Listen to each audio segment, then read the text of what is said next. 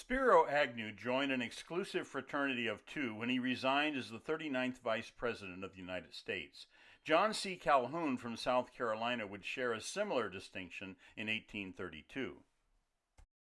During the 1968 Republican National Convention, Richard Nixon requested Agnew directly to place his name in nomination so that he might select him as his running mate. Agnew had cultivated a reputation as a centralist with aggressive rhetoric towards upholding law and order.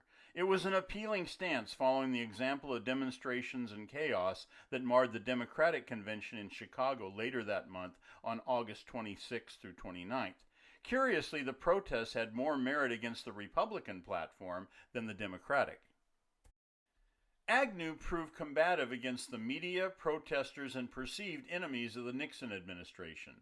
He willingly assumed this targeted role, enabling Nixon to appear more moderate.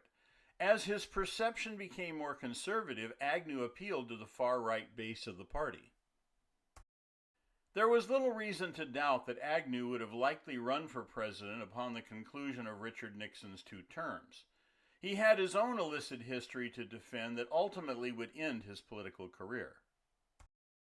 An investigation by Maryland's Attorney General examined instances of bribery and extortion while Agnew served as a Baltimore County executive and governor of Maryland.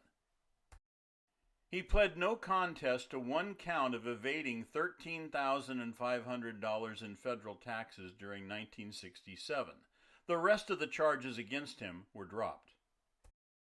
He resigned the vice presidency in October 1973 at the Baltimore Federal Courthouse, with Gerald Ford named as his successor. Ford would become president upon President Richard Nixon's resignation the following year.